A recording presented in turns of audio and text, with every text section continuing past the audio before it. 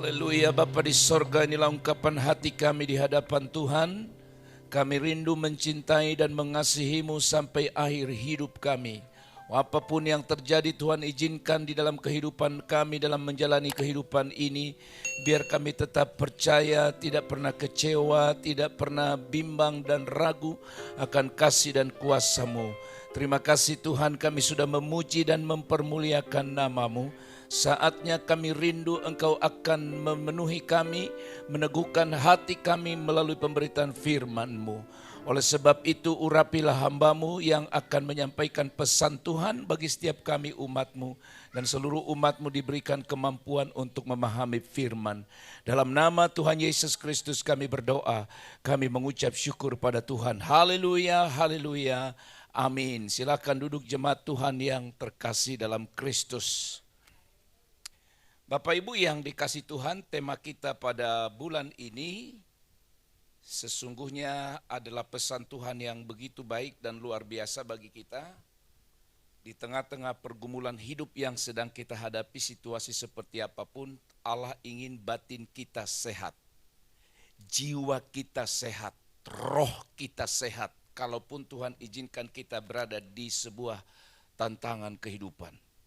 Nah, oleh sebab itu hari ini kita akan bersama-sama mempelajari firman Tuhan dengan judul bagaimana kita mengatasi frustrasi di dalam kehidupan kita. Saudara-saudara, hampir bisa dipastikan semua manusia pernah mengalami apa yang disebut dengan frustrasi. Hampir semua, besar, kecil, tua, muda, kaya, miskin, dan semua golongan manusia. Tapi mungkin ada di antara saudara berkata, saya tidak pernah Pak, puji Tuhan. Tapi kalau saudara melihat apa sebenarnya yang dimaksud dengan definisi daripada frustrasi itu, maka saudara akan bisa mengambil sebuah keputusan, bukan keputusan, sebuah keyakinan bahwa saudara mungkin pernah ada di dalamnya.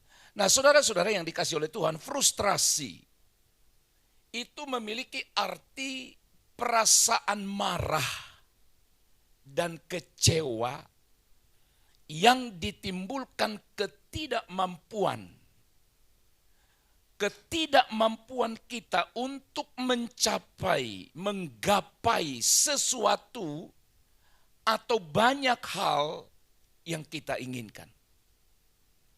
Sekali lagi, ketika kita marah, ketika kita kecewa atas sesuatu yang kita tidak dapatkan dalam hidup kita, atau mungkin banyak hal yang kita tidak dapatkan dalam hidup kita sehingga kita kecewa dan marah, sesungguhnya kita sedang ada pada apa yang disebut dengan frustrasi. Ketika mengalami kegagalan misalnya dalam hidup, apalagi kegagalan itu terjadi berulang-ulang, terjadi berulang kali, maka hampir bisa dipastikan sebagian orang akan masuk pada perasaan frustrasi dan menghinggapi hidupnya. Tadi saya sudah katakan bahwa siapapun hampir semua bisa dipastikan bisa mengalaminya. Nah, saudara-saudara, termasuk hamba Tuhan, termasuk tokoh-tokoh dalam Alkitab pernah mengalami frustrasi yang luar biasa. Saya hanya memberikan beberapa contoh, 2 contoh dalam Perjanjian Lama. Yang pertama, saudara mengenal seorang yang bernama Nabi Elia. Ya, Nabi Elia itu seorang nabi yang besar, nabi yang luar biasa dipakai Tuhan dalam masa Perjanjian Lama. Tapi suatu saat dia mengalami suatu pergumulan yang luar biasa dalam hidupnya, dicatat dalam 1 Raja-Raja 19 ayat yang keempat. Firman Tuhan berkata begini, tetapi ia sendiri masuk ke padang gurun sehari perjalanan jauhnya, lalu duduk di bawah sebuah pohon arar. Kemudian ia ingin mati. Perhatikan mulai dari kata ini. Kemudian ia ingin mati, katanya, cukuplah itu. Sekarang ya Tuhan, ambillah nyawaku. Sebab aku ini tidak lebih baik daripada nenek moyangku. Dari ayat ini saudara bisa simpulkan bahwa nabi ini, yaitu Nabi Elia, pernah mengalami frustrasi dalam hidupnya. Contoh yang kedua, sebutlah misalnya seorang yang bernama Nabi juga, yaitu Nabi Yunus. Dalam pasal yang keempat ayat yang ketiga di sana dikatakan demikian, jadi sekarang ya Tuhan, cabutlah kiranya nyawaku, karena lebih baik aku mati daripada hidup. Cabutlah kiranya nyawaku, karena lebih baik aku mati daripada hidup. Bapak Ibu Saudara sekalian, pernahkah Bapak Ibu mengucapkan kata yang sama seperti yang diucapkan oleh Nabi Elia atau Nabi Yunus? Mungkin saudara pernah mengungkapkan itu. Ketika saudara mengungkapkan itu, sesungguhnya saudara dan saya sedang masuk pada masa yang disebut dengan kita sedang frustrasi. Walaupun frustrasi itu ada tingkatannya. Ada yang sedang sampai tingkat tinggi, ya. Nah, saudara-saudara, lalu bagaimana kita menghadapi masa-masa frustrasi atau saat sesuatu membuat kita harus frustrasi? Kita belajar dari apa yang disebutkan dalam kitab Amsal pasal yang ketiga ayat 5 sampai ayat yang ke-8. Demikian bunyi firman Tuhan. Percayalah kepada Tuhan dengan segenap hatimu, dan janganlah bersandar kepada pengertianmu sendiri. Akuilah Dia dalam segala lakumu, maka Ia akan meluruskan jalanmu. Ayat 7. Janganlah engkau menganggap dirimu sendiri bijak. Takutlah akan Tuhan dan jauhilah kejahatan. Nah, perhatikan ayat 8 ini. Itulah yang akan menyembuhkan tubuhmu dan menyegarkan tulang-tulangmu. Menyembuhkan tubuhmu dan menyegarkan tulang-tulangmu. Frustrasi hampir bisa dipastikan akan membawa orang kepada penyakit. Bisa penyakit tubuh. Bisa membawa seseorang pada gairah hidup yang berkurang. Yang disebut dengan tulang-tulang mulai lisut, tulang-tulang mulai kering. Tapi di sini dikatakan itulah yang akan menyegarkan tulangmu. Saudaraku sekalian, dari ayat ini kita dapat belajar beberapa kebenaran bagaimana kita atau apa yang harus kita lakukan ketika berhadapan dengan masa-masa seperti ini. 3 kebenaran indah dari ayat ini kita pelajari. Yang pertama, Bapak Ibu sekalian, ayat yang ke-5. Percayalah kepada Tuhan dengan segenap hatimu, dan janganlah bersandar kepada pengertianmu sendiri. Mengatasi frustrasi, langkah yang pertama yang harus kita lakukan sebagai orang percaya, tidak mengandalkan pengertian sendiri. Tidak mengandalkan pengertian sendiri. Sesungguhnya kenapa keinginan kita tidak terpenuhi, tidak tercapai, yang mengakibatkan kita marah dan kecewa? Saya ulang. Kenapa keinginan kita tidak tercapai? Hampir bisa dipastikan keinginan itu tidak tercapai, tidak kita peroleh karena kita jalan sendiri.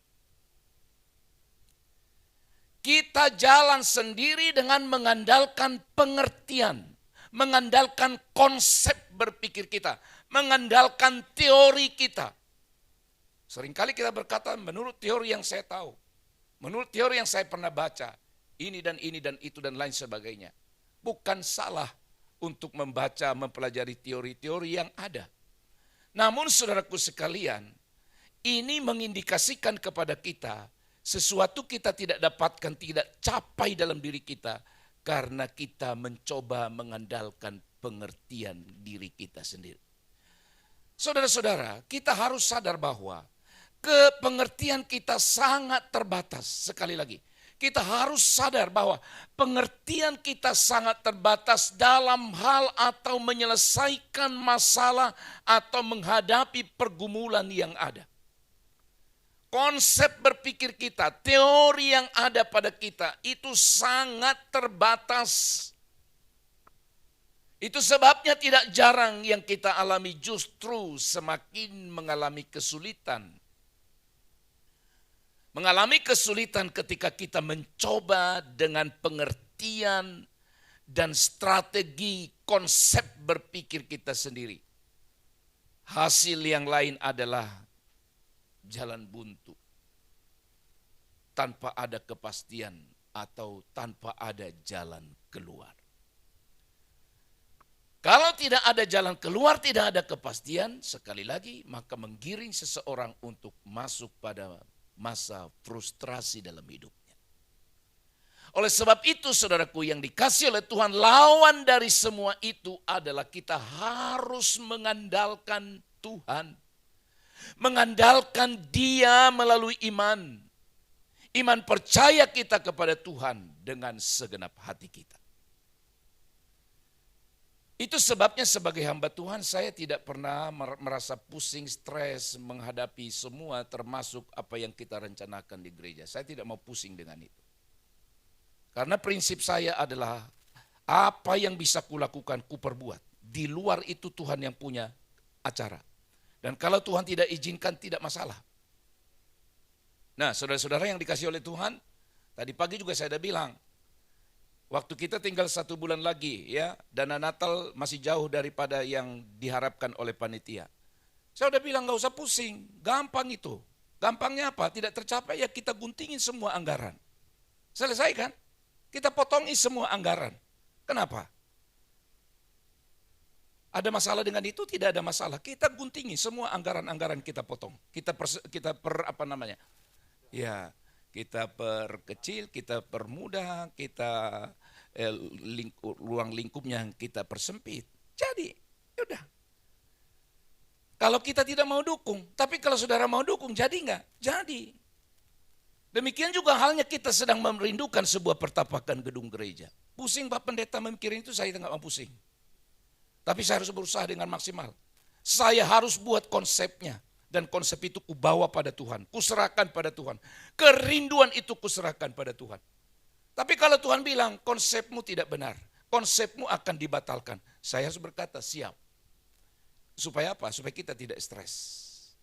Demikian juga dalam kehidupan Bapak Ibu Saudara. Setiap keluarga kita buat program harus.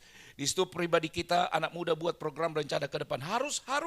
Harus buat strategi kita dengan baik. Harus buat rencana kita dengan baik. Semua tertata dengan baik. Dan ingat, bawalah rencana ini kepada Tuhan. Jangan andalkan pengertian diri kita sendiri. Karena pengertian kita, konsep kita sangat terbatas. Kita hanya tahu yang sekarang. Yang sekarang pun belum tentu kita tahu sepenuhnya. Apalagi bicara masa yang akan datang. Tidak seorang pun yang tahu. Tapi Tuhan tahu. Dia tahu apa yang sudah lalu, tahu apa yang sedang terjadi, dan tahu apa yang akan terjadi ke depan. Oleh sebab itu jangan andalkan pengertianmu sendiri. Yang kedua, untuk kita dapat mengatasi frustrasi, ayat yang ke-6. Akuilah Dia dalam segala lakumu. Akuilah Tuhan dalam segala lakumu. Maka Ia akan meluruskan jalanmu. Tidak mengandalkan kekuatan sendiri. Kalau tadi pertama tidak mengandalkan pengertian. Tidak mengandalkan konsep otak kita sendiri. Sekarang tidak mengandalkan kekuatan kita sendiri. Saudara-saudaraku yang dikasih oleh Tuhan. Selain pengertian kita yang sangat terbatas dalam menghadapi pergumulan hidup ini, Bapak Ibu yang dikasih oleh Tuhan, selain pengertian itu ya, bahwa kekuatan kita pun, saudaraku, sangat terbatas ya. Kita harus sadari itu. Itu sebabnya Tuhan menuntun dan memberikan kita kekuatan dalam setiap langkah perjalanan kehidupan kita. Ia tidak pernah meninggalkan kita. Saudara, setiap kali saudara nyanyikan sebuah syair lagu yang menuntun ke arah sana, imani, percayai, yakin sungguh-sungguh bahwa Allah tidak membiarkan, tidak meninggalkan kita. Itu sebabnya saudara yang dikasih oleh Tuhan, penulis Amsal mengingatkan agar kita selalu mengakui Dia dalam segala langkah kita. Apa artinya mengakui? melibatkan Tuhan. Apa artinya mengakui? Setiap kita harus berkata, kalau bukan karena Tuhan, itu tidak bisa. Prinsip itu, filosofi itu harus ada pada diri kita. Kita harus berkata, kalau bukan karena Tuhan, saya tidak bisa kerjakan itu. Saya tidak bisa berhasil. Kalau bukan karena Tuhan, rencana saya akan sia-sia dan gagal adanya. Itu artinya kita selalu mengakui Dia dalam segala langkah hidup kita. Tapi juga kebalikannya yang positif. Aku yakin kalau Tuhan bersama dengan aku bisa. Amin. Firman Tuhan kan mengajak kita demikian ya. Kalau Allah di pihak kita, siapakah lawan kita? Dengan Allah kita lakukan perkara-perkara atau perbuatan-perbuatan yang gagah perkasa. Saudaraku yang dikasih oleh Tuhan, ketika kita mengakuinya, kita bukan saja akan mendapatkan kekuatan dari Allah, tapi juga akan memimpin kita agar jalan yang kita tempuh, agar segala sesuatu yang kita rancang dan rencanakan itu akan berada di jalan yang benar dan jalan yang lurus. Dan percayalah saudara, tidak akan pernah kecewa. Tidak akan pernah frustrasi. Karena kita sudah menyerahkannya, kita sudah mengandalkan Tuhan, bukan kekuatan kita. Yang ketiga, yang terakhir, ayat yang ke-7. Janganlah engkau menganggap dirimu sendiri bijak. Jangan. Takutlah akan Tuhan dan jauhilah kejahatan. Mengatasi frustrasi yang ketiga adalah tidak menganggap diri kita bijak.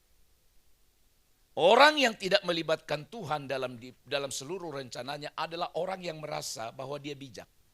Bahwa dia sanggup. Tanpa campur tangan ilahi, tanpa campur tangan Tuhan, tanpa pertolongan Tuhan, saya bisa. Itu adalah orang-orang yang tidak melibatkan Tuhan dalam dirinya. Menganggap diri bijak sekali lagi adalah orang yang memiliki konsep berpikir bahwa dia mampu, dia sanggup melakukan segala sesuatu dalam hidupnya tanpa Tuhan. Tapi hari ini saya mau menantang Bapak Ibu jemaat yang terkasih. Setiap kita harus dengan rendah hati berkata di hadapan Allah bahwa kita tidak memiliki kebijaksanaan, tidak memiliki kepintaran apapun kalau bukan karena Tuhan. Menganggap diri sendiri bijak dapat membawa kita kepada kesombongan. Kenapa orang bisa sombong? Karena dia berkata, karena saya, karena konsep saya, karena ide saya. Dengan kita berkata karena saya, ketika semua diarahkan kepada saya, maka kita tanpa sadar kita sudah jatuh ke dalam kesombongan. Seakan-akan kita tidak memerlukan bantuan pihak lain. Tentu saja dalam hal ini termasuk pertolongan Tuhan. Oleh sebab itu saudaraku yang terkasih, agar kita tidak menganggap diri kita sendiri bijak dan tidak terjebak dalam kejahatan, maka sikap yang perlu kita kembangkan, sikap yang perlu kita pupuk dalam diri kita adalah sikap takut akan Tuhan yang selalu mengandalkan Tuhan, bukan pada diri kita sendiri. Takut akan Tuhan akan menekankan kita pada sikap hormat, sikap kagum akan setiap keputusan yang dinyatakannya bagi kita. Jadi saya percaya saudara-saudara, kalau kita mengandalkan Allah, rencana kita pun akan terlaksana. Itu sebabnya firman berkata apa? Serahkanlah seluruh rencanamu kepada Allah. Maka Dia akan meluruskan. Dia akan menolong. Dia akan campur tangan. Memang kadangkala ada konsep atau ada rencana yang kita anggap itu sudah bagus. Dari berbagai dimensi kita ukur ini sudah benar, sudah tepat, ini sangat bagus. Tapi kalau kita tidak melibatkan Tuhan, suatu saat kita akan gagal. Dan ketika kita gagal, maka kita akan frustrasi. Maka di dalam menjalani kehidupan yang tidak mudah di akhir-akhir zaman ini, saudara dan saya akan diperhadapkan dengan berbagai situasi tantangan hidup. Kadang konsep kita, rencana kita berbeda semua dalam kenyataan. Oleh sebab itu hari ini kita diajar, Bagaimana kita untuk tidak frustrasi? Yang pertama, tidak mengandalkan pengertian sendiri. Yang kedua, tidak mengandalkan kekuatan sendiri. Dan yang terakhir, tidak menganggap diri kita bijak. Lawan kata dari semua itu, mari kita andalkan Tuhan, andalkan kekuatan dari Tuhan, dan menganggap kebijaksanaan. Hikmat itu hanya berasal dan bersumber daripada Tuhan. Amin. Tuhan memberkati kita. Kita berdoa. Kami bersyukur ya Tuhan untuk firman yang sudah menguatkan dan meneguhkan kami. Kami pernah kecewa, kami pernah merancang sesuatu dan dalam kenyataan tidak terjadi. Karena kami mencoba mengandalkan pengertian kami sendiri, kami mengandalkan kekuatan sendiri dan tidak menganggap diri kami bijak di hadapan Allah. Oh Tuhan, tolonglah kami hari ini supaya kami mengerti segala rencana Tuhan yang baik dalam hidup kami. Dalam nama Yesus Kristus kami berdoa mengucap syukur. Haleluya. Amin.